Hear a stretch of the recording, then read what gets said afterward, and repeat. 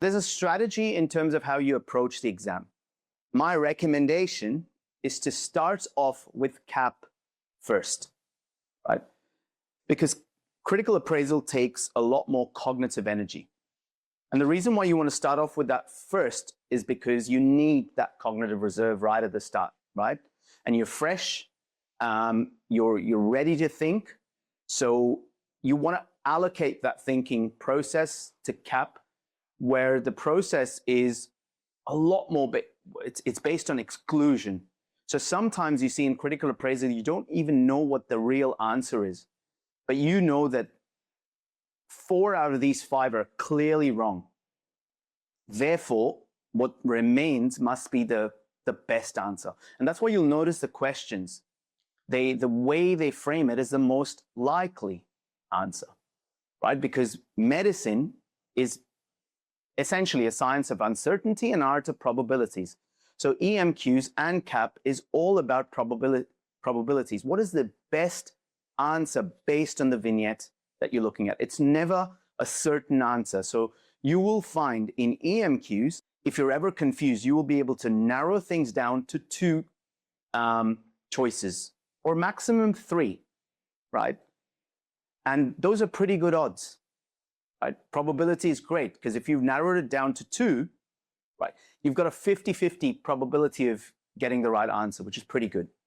So CAP, you want to allocate a lot of energy in the morning, right? Because I can tell you that you'll need to, sometimes you see it might be 40 marks, 40 minutes you're allocating.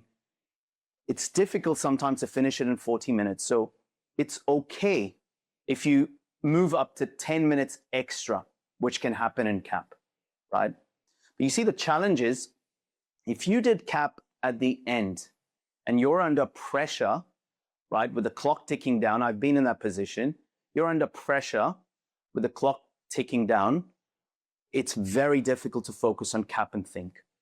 Whilst EMQ, because it's pattern recognition and often you have many of these answers, it's so much easier. You can do it under pressure, right? Because it's much more intuitive.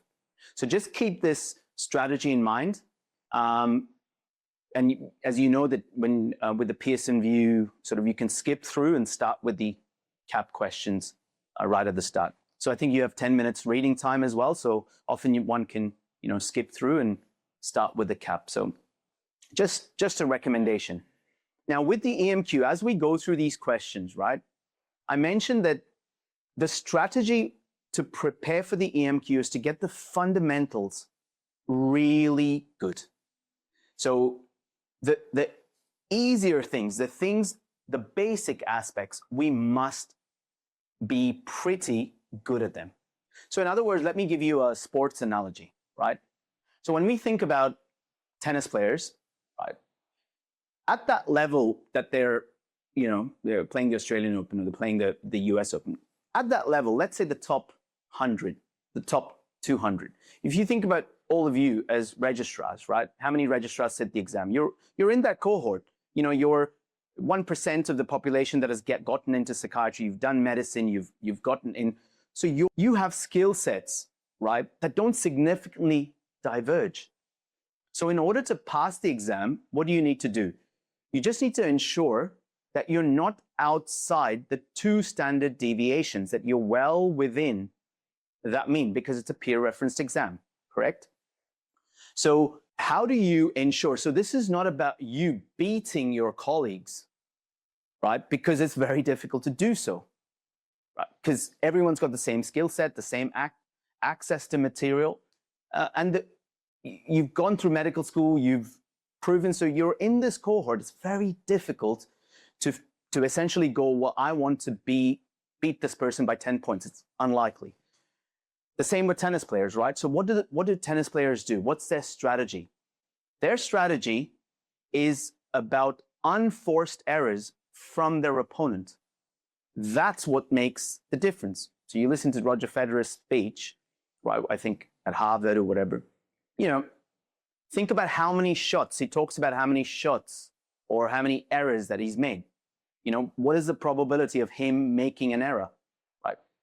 It's pretty big. The difference between him and others is that the others, right, simply make a little bit more. That's it. And that's the difference. Okay. So this is exactly the same strategy. So what do you need to do? So think about tennis players. They continuously practice their forehand, their backhand, their lobs, or whatever it is, right? Football players have drills. They play a game for potentially, 20 minutes, 30 minutes, right?